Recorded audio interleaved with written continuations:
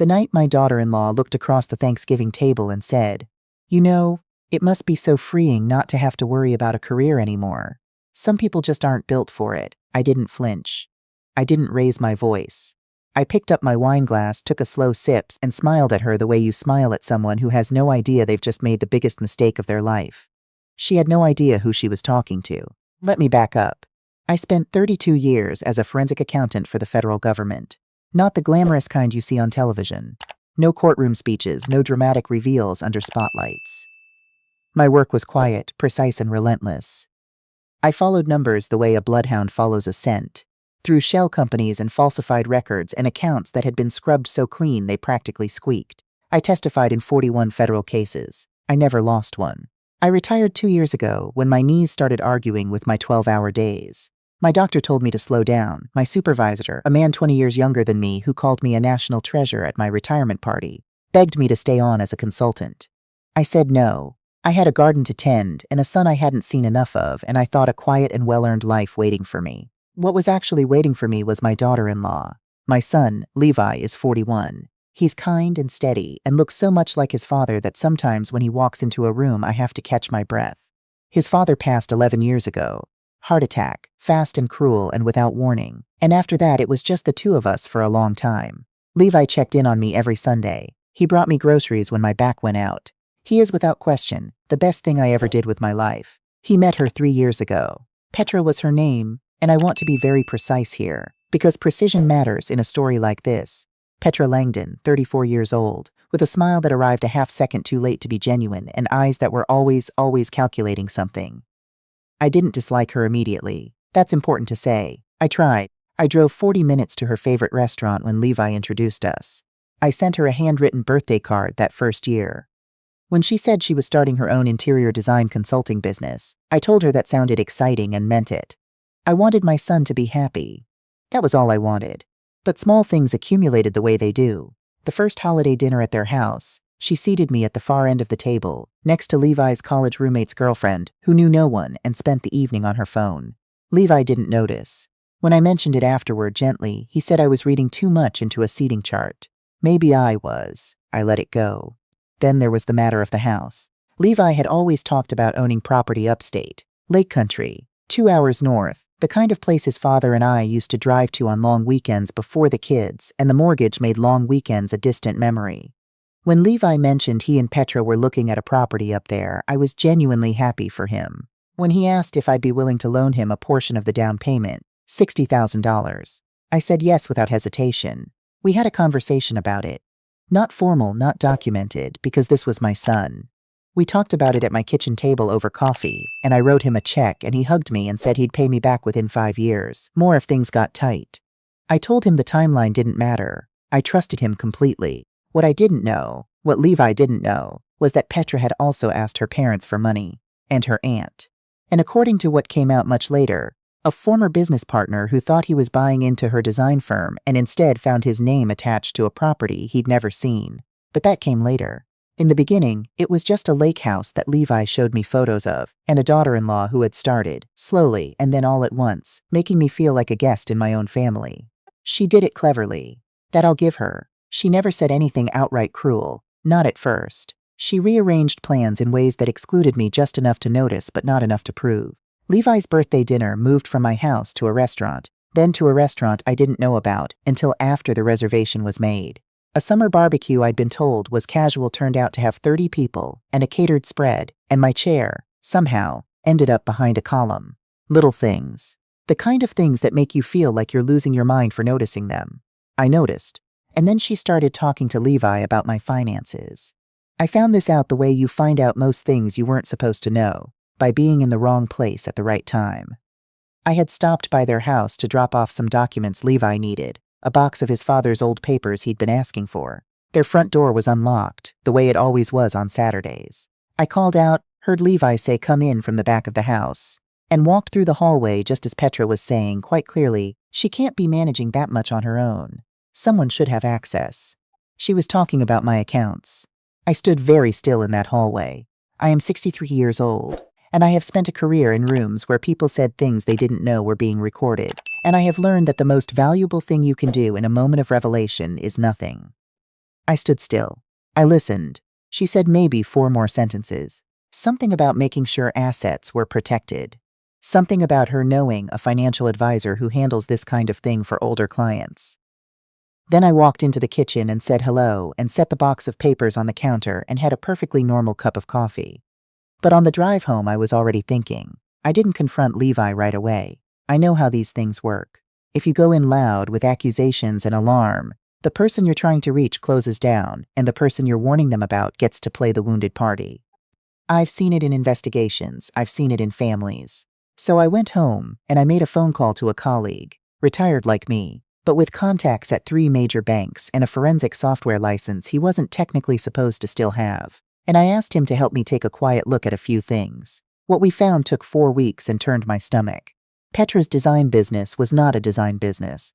It had one client, a shell entity registered to an address in Delaware that turned out to be a UPS store, and it had been used to funnel money from 2 sources: Levi's salary, which she managed their joint accounts, and the investments her parents and aunt had made, thinking they were funding a legitimate enterprise. The lake house, it turned out, was in Petra's name alone, not theirs. Hers.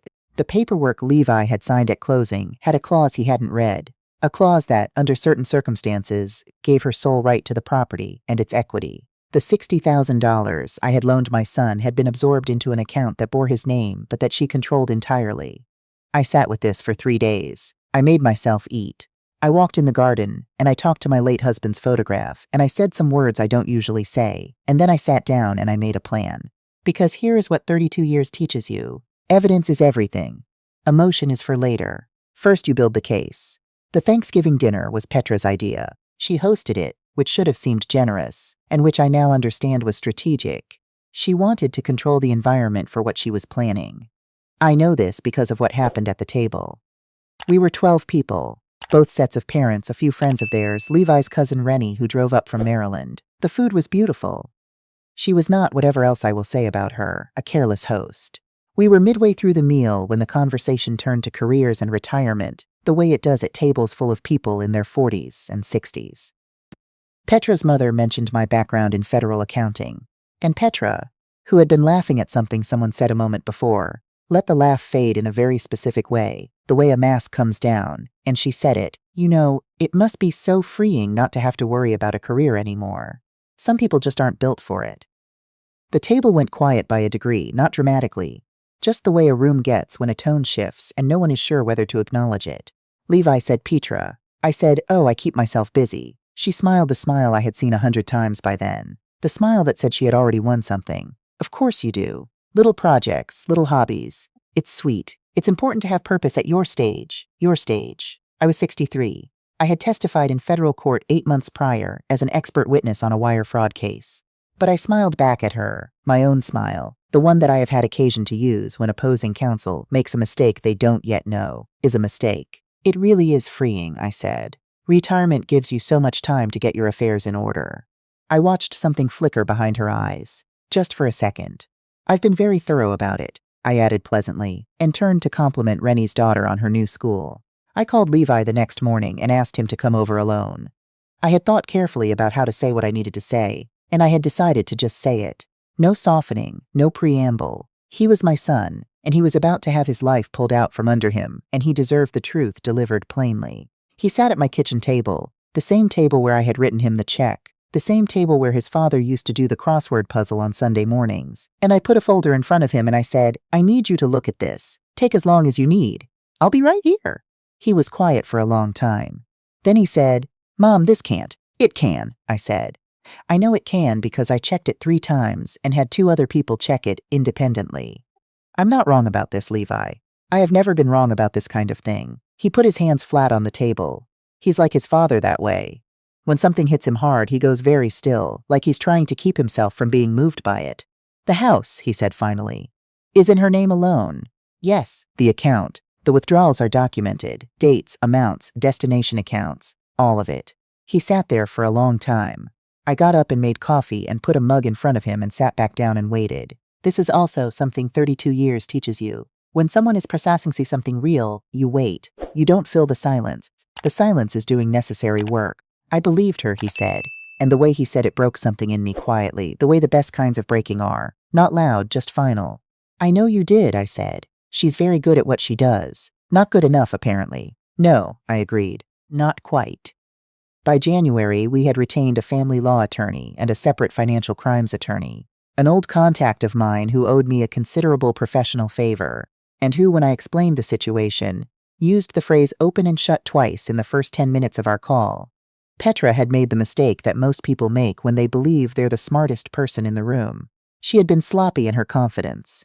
The documentation trail she'd left was not the work of a professional. It was the work of someone who had simply never been caught before. The civil case settled before it reached trial.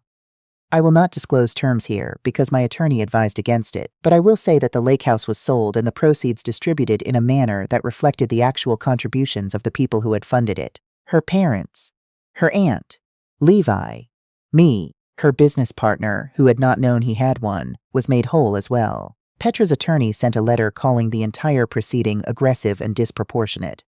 My attorney framed it and put it on his wall. He said it was the most satisfying piece of paper he'd received in his career. Levi moved back home for a few months. Not because he needed to. He's a grown man with a good job and his own friends, and a life that doesn't require his mother.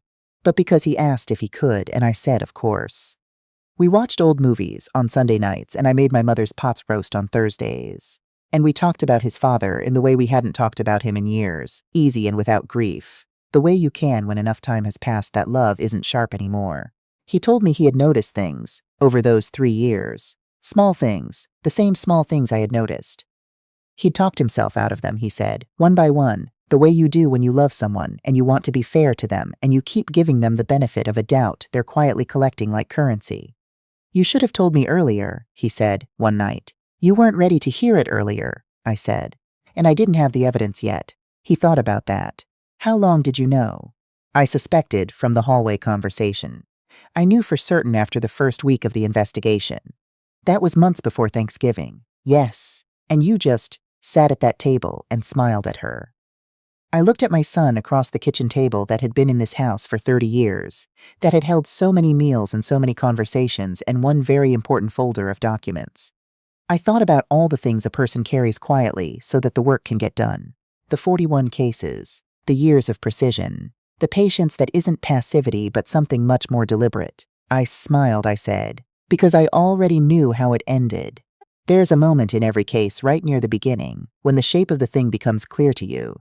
When the numbers line up in a way that tells the story so plainly that everything after that is just procedure. I had that moment in my car, driving home from their house, Petra's voice still in my ear saying, someone should have access. She wanted access to what I'd spent a lifetime building. What she didn't understand was that a lifetime of building also teaches you exactly how to protect it. Levi found a new apartment in April. He calls on Sundays, same as always. Last month, he brought someone new to dinner. A woman he met through a friend, quiet and warm, a school teacher with an honest laugh. She brought flowers and offered to help clear the table and looked at my son the way someone looks at a person they're still a little surprised to have found. I liked her immediately. There's something almost unbearably poignant about watching your child learn, finally, what love is actually supposed to feel like. Not the managed, calculated version, the real kind, inconvenient and ordinary and full of small kindnesses that don't cost anything and aren't keeping score. I tended my garden this morning. The tomatoes are early this year. My knees complained on the way back up the porch steps, and I stood there for a moment looking at the yard, at the old oak tree his father planted the year Levi was born. At the porch swing we've repainted 4 times since the 90s.